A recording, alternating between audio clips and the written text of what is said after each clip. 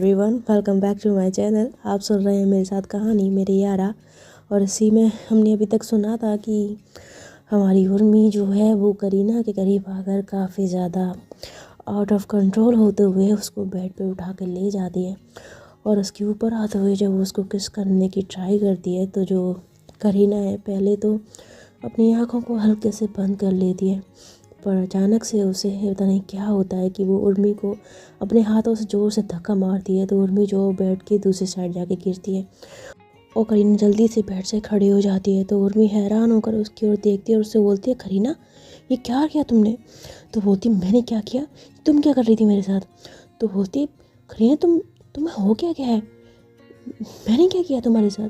तो करीना बोलती ज़्यादा भोली बनने की कोशिश मत करो, तुम्हारी हिम्मत कैसे हुई मेरी इतने करीब आने की, मेरे साथ ये सब करने की? तो उर्मी बोलती है, करीना तुम्हें हो क्या है, तुम मेरे साथ इस तरह से बिहेव क्यों कर रही हो जैसे मुझे जानती ही नहीं हो? मैं तुम्हारे करीब आने की कोशिश कर रही थी तो इसमें गलत क्या था? हम प्यार करते हैं एक दूसरे से, शादी हुई है हमारी, तो उसमें बुराई क्या है? और ऐसा तो नहीं है कि मैं पहली बार तुम्हारे इतने करीब आई हूँ, इससे पहले भी हम एक दूसरे के करीब आ चुके हैं ना, बल्कि उससे ज़्यादा। तो करीना बोलती है, जानती हूँ, लेकिन वो गुजरे हुए वक्त की बात थी, लेकिन आज तुम ये सब करना तो दूर की बात, इसके बारे में सोचना भी मत।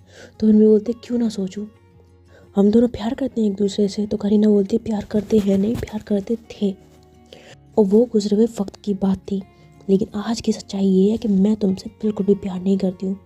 मेरे दिल में तुम्हारे लिए ऐसी कोई फीलिंग्स नहीं है, इसलिए मेरे करीब आने की और मुझसे नज़दीकी बढ़ाने की कोशिश तो तुम बिल्कुल भी मत करना, और मुझे चुपचाप यहाँ से जाने दो, वरना तुम्हारे लिए अब अच्छा नहीं होगा। तो उर्मी बोलती मैं तुमसे पहले ही कह चुकी हूँ, तुम यहाँ से कहीं नहीं जाओगी, तो मैं मेरे साथ इसी घर में रहना पड़ेगा। तो करीना बोलते देखो, मैं तुमसे बहसबाजी नहीं करना चाहती हूँ, मैं ऑलरेडी तुमसे बहुत सार मार चुकी हूँ, तुमसे कह चुकी हूँ, और अब तुम मेरी बात सीधी तरीके से नहीं मानोगी, तो मुझे अब टेढ़ा रास्ता अपनाना पड़ेगा। तो उर्मी उसकी बात सुनते उससे बोलती अच्छा, क्या रास्ता अपनाओगी तुम यहाँ से जाने के लिए, जरा मैं भी तो देखूँ। तो करीना ऐसे रूम में चारों तरफ नज़र घुमाती है और तभी उसका टेबल पर रखे एक चाकू पर नज़र पड़ती है। तो वो जल्दी से उस टेबल के पास जाती है, उस चाकू को ऐसे उठा लेती है और चाकू को ऐसे ही अपने हाथ की कलाई पर रखती है और उससे बोलती है ये करूँगी मैं, अगर तुमने मुझे यहाँ से नहीं जाना देना तो मैं अभी के अभी तुम्हारे सामने अपनी कलाई काट लूँगी, बोलो क्या तुम्हें ये मंजूर है? तो ऐसा जब वो करती है ना, तो जो उर्मी उसके हाथ में चाकू देखकर एकदम से घबरा जाती है और बेड से खड़ी होती है, उससे बोलती है करीना ये क्या हरकत है, चाकू छोड़ो।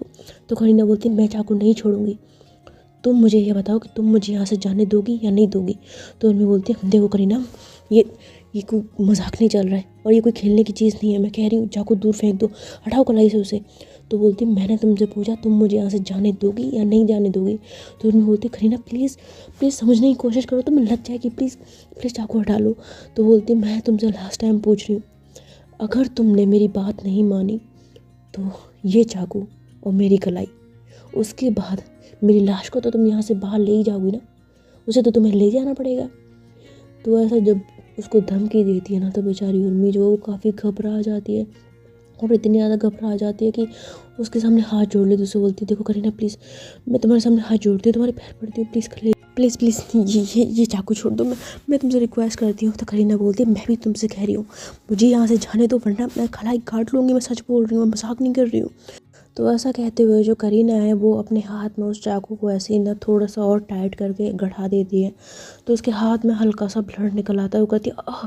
तो ऐसा जब वो करती है ना, तो बेचारी उर्मी की तो जान सी निकल जाती है, वो ज़ोर से चिल्लाती कहती करीना, और ऐसा भागते हुए ना करीना के पास आती है और उसके हाथ से वो चाकू जो छीन के फेंक देती है और उसके हाथ की तरफ देखती है जिसमें से हल्का सा खून निकल रहा होता है, जिसे देखकर उर्मी काफ़ी घबरा जाती है और ऐसी करीना का हाथ पकड़ के उससे बोलते तुम पागल हो क्या, तुम तो मैं कह रही थी कि चाकू को फेंक दो, तुम इतनी ज़िद्दी क्यों हो तुम? तो करीना बोलती है ज़िद्दी मैं तुम्हारी वजह से हूँ, और तुम मुझे यहाँ से जाने देती तो मुझे ये सब ना करना पड़ता।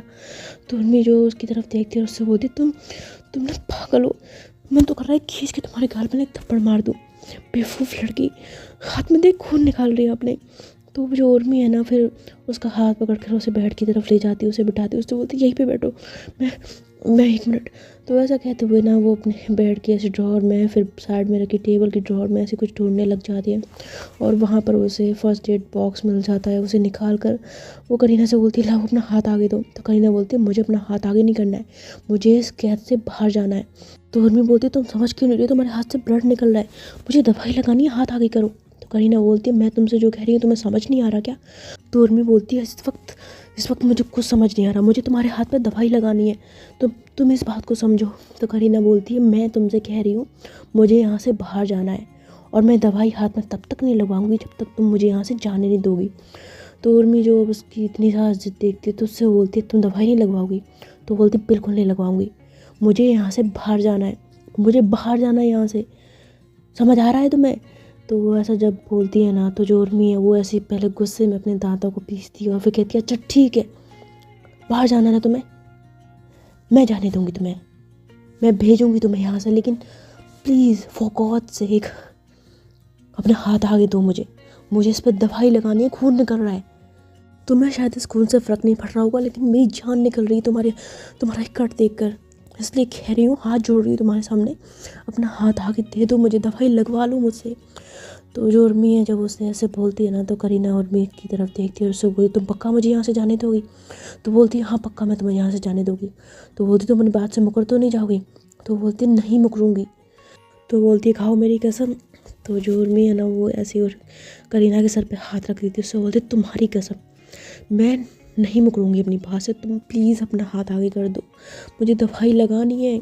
तो जो करीना है उसकी बात पे बिलीव करके अपना हाथ आगे कर देती है और उससे बोलती है, ये लो। और जैसे वो हाथ आगे करती है ना, बेचारी उर्मी जो कांपते हाथों से उसके हाथ को पकड़ती है और उस पर दवाई लगाती है। उर्मी जब ऐसे उसके हाथ पे दवाई लगा रही होती है, पट्टी लगाती है ना, तो करीना उसकी तरफ देखती है कि वो कितनी ज़्यादा परेशान है, कितनी ज़्यादा डर रही है उसकी इस कलाई को देखकर। तो उससे बोलती, तुम इतना ज़्यादा क्यों ओवर एक्टिंग कर रही हो, थोड़ी सी तो लगी है, बिहेव तो ऐसे कर रही है जैसे पूरा हाथ ही कट गया हो। तो जो उर्मी है ना वो करीना की ओर गुस्से से देखती है, उससे बोलती, बकवास बंद करो तुम अपनी, और अपना मुंह बंद रखो, ठीक है ना? मैं दवाई लगा रही हूँ इसलिए चुपचाप बैठी रहो, कुछ बोलना मत वरना पड़ेगी खींच के। तो ऐसा बोलती है ना तो जो उर्मी की तरफ करीना अजीब सी निगाहों से देखती है। फिर उसके बाद जब उसकी पट्टी पूरी हो जाती है तो वो अपना हाथ एकदम से पीछे खींच लेती, उससे बोलती है, हटो, हो गई मेरी पट्टी, अब तुमने जो अपना वादा किया था उसे पूरा करो। तो जो उर्मी है ना वो करीना की ओर अजीब से देखती है और उससे बोलती है, बहुत ज़िद्दी हो तुम, अपनी बात मनवाने के लिए ना किसी भी हद तक जा सकती हो। तो करीना बोलती है, हो गया तुम्हारा, और मुझे यहाँ से जाने दोगी? तो उर्मी बोलती है, ठीक है, लेकिन जाने से पहले एक बात याद रखना, मैं तुम्हें सिर्फ यहाँ से जाने की इजाज़त दे रही हूँ, अगर मेरी ज़िंदगी से जाने की कोशिश की ना तो तुम फिर देख लेना, आज से बल्कि अभी से मेरी नज़र हर वक्त तुम्हारी ऊपर रहेगी। इधर रितिका सिंह जो है वो कृष्णा के किडनैप से बहुत ज़्यादा परेशान होती है और वो इतनी ज़्यादा परेशान होती है कि उसे कुछ समझ नहीं आ रहा होता कि वो क्या करे, क्योंकि एक तरफ तो कृष्णा नहीं मिल रही होती, ऊपर से वो प्रोड्यूसर उसके सर पे बैठा होता है। उसका दिमाग बुरी तरह से ख़राब हो चुका था। तभी उसको राघव का कॉल आता है और राघव उससे फिर से कहता है कि होटल उसके नाम करेगी कि नहीं करेगी। तो रितिका सिंह उससे घबराते हुए कहती है, देखो तुम जो कोई भी हो, मैं तुमसे कह रही हूँ कृषा को कुछ नहीं होना चाहिए, अगर कृषा को कुछ हुआ ना तो मैं तुम लोगों को छोड़ूंगी नहीं, इस बात को तुम याद रखना। तो राघव बोलता है, तो मुझे समझ नहीं आ रहा कि पहले तो तुम होटल हमारे नाम नहीं कर रहे हो, ऊपर से तुम बार बार ये कृषा बोल रही हो, आखिर है कौन ये कृषा और हमारा उससे क्या लेना देना है?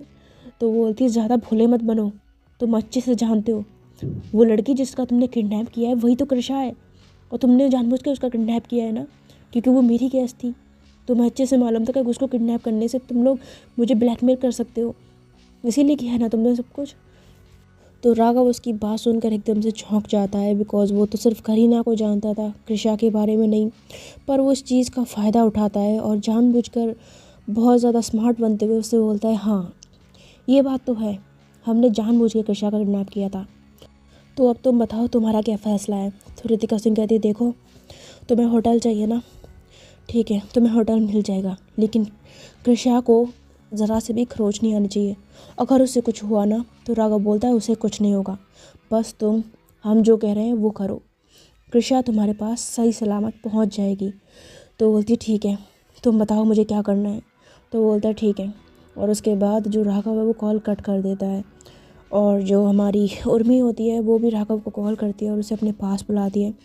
तो राघव बोलता है, हाँ बोलो, तुमने मुझे क्यों बुलाया? तो उर्मी बोलती है, आपको करीना को वापस छोड़ के आना है। तो राघव बोलता है, व्हाट? करीना को वापस? लेकिन क्यों? तो बोलती है, बस ऐसे ही, वो यहाँ से जाना चाहती है, आप उसे वापस छोड़ आइए। तो राघव बोलता है, लेकिन वो तो तुम्हारी वाइफ है ना, तो तुम उसे वापस क्यों भेज रही हो? तो उर्मी बोलती है, आप नहीं समझेंगे, मैं आपसे जितना कह रही हूँ आप प्लीज़ उतना करिए। तो उसकी बात सुनकर राघव कहता है, ठीक है जैसा तुम कहो। और उसके बाद राघव वहाँ से जाकर रितिका सिंह को फ़ोन करता है और उससे कहता है कि जितनी जल्दी हो सके वो सारी होटल की फॉर्मेलिटीज़ को पूरी कर ले। इसे सुनकर रितिका सिंह कहती है, तुम क्या कह रहे हो? ये सारी चीज़ें करना इतनी जल्दी कैसे हो सकती है? इन सारी चीज़ों में टाइम लगता है और मुझे तो ये भी नहीं पता है कि होटल नाम किसके करना है। तो बोलता है, उस सब की चिंता तुम मत करो, होटल जिसके नाम करना है उसके बारे में तुम्हें पूरी डिटेल्स मिल जाएंगी। बस जितनी जल्दी हो सके इस सारी फॉर्मेलिटीज़ पूरी कर लो, क्योंकि हमारे पास ज़्यादा वक्त नहीं है और तुम्हें कृषा तभी मिलेगी जब होटल हमारे नाम होगा।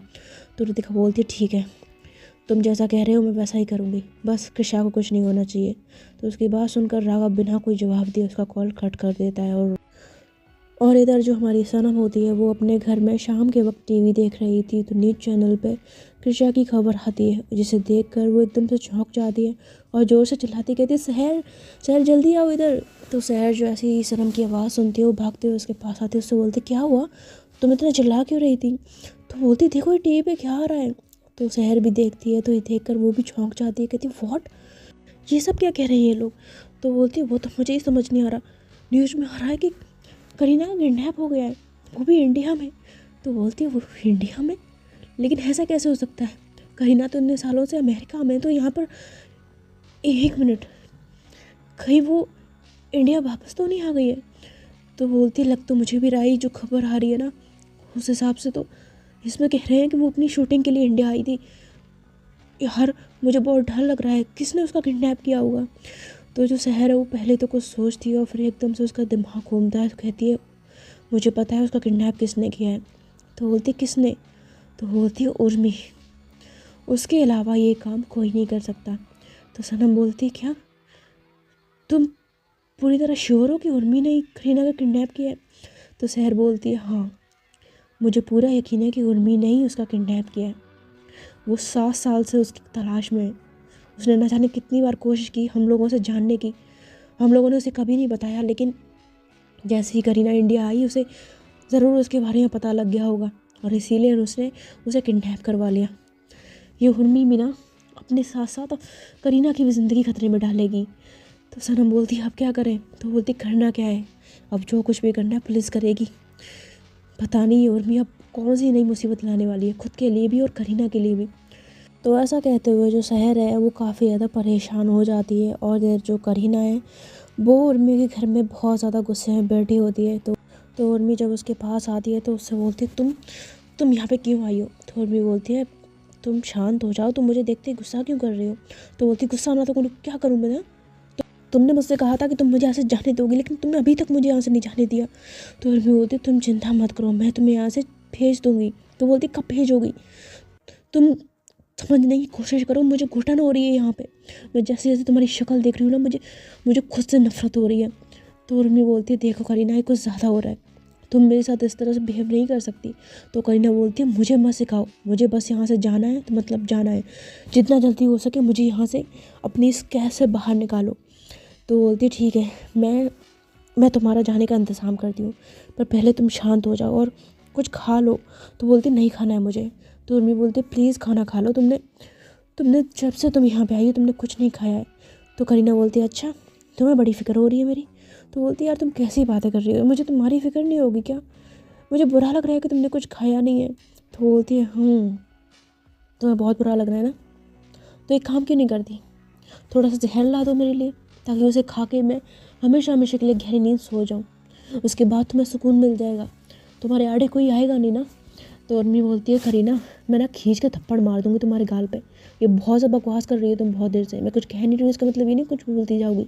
तो करीना बोलती है, देखो मैं तुमसे सर नहीं मारना चाहती हूँ, मुझे सिर्फ यहाँ से निकलना है, इसलिए जितना जल्दी हो सके मुझे यहाँ से भेजो। तो उर्मी गुस्से में कहती है, अच्छा ठीक है भेज दूँगी तुम्हें, तुम जब कहोगी जैसे कहोगी भेज दूँगी तुम्हें, लेकिन प्लीज़ फॉर गॉड सेक शांत हो जाओ। तो ये दोनों जब इस तरह से लड़ते हुए बात कर रहे होते हैं, तभी वहाँ कमरे के पास में जो रानी होती है यानी कि उर्मी की साथी, वो इन दोनों की बातों को सुन रही होती है कान लगाकर। और बातें सुनने के बाद वो वहाँ से चली जाती है और किसी को फ़ोन करती है। वो पर्सन फ़ोन उठाता है और उससे बोलता है, बोलो रानी, फ़ोन क्यों किया? तो रानी उससे बोलती है, तुम्हारे लिए एक बहुत अच्छी खबर है। तो बोलता है, क्या? वो बोलती है, तुम्हें यह बताना है कि मुझे उर्मी की कमज़ोरी पता लग गई है। तो वो पर्सन जो खुश होते हुए कहता है, व्हाट, तुम सच कह रही हो? तो वो बोलती है, हाँ 100% सच बोल रही हूँ मैं, मुझे उर्मी की कमज़ोरी पता लग गई है। और वो ऐसी कमज़ोरी है जिसका इस्तेमाल करके हम उर्मी को पूरी तरह बर्बाद कर सकते हैं। इतने सालों से हम जिस दिन का इंतज़ार कर रहे थे वो दिन आ गया। और ये कमज़ोरी कोई और नहीं बल्कि उर्मी की माशुका है। तो आदमी बोलता है, व्हाट, माशुका? ये तुम क्या कह रही हो? तो बोलती, बिल्कुल सही कह रही हूँ मैं। उर्मी की कोई प्रेमिका थी जो कई साल पहले उसे छोड़ के चली गई थी, लेकिन वो वापस आ गई है। और जहाँ तक अभी मैं उसे समझ पाई हूँ, उसे साफ पता लग रहा है कि उर्मी दीवानों की तरह, पागलों की तरह अपनी प्रेमिका को चाहती है। उसके लिए वो किसी भी हद तक जा सकती है और ये मौका हमारे लिए बहुत अच्छा है।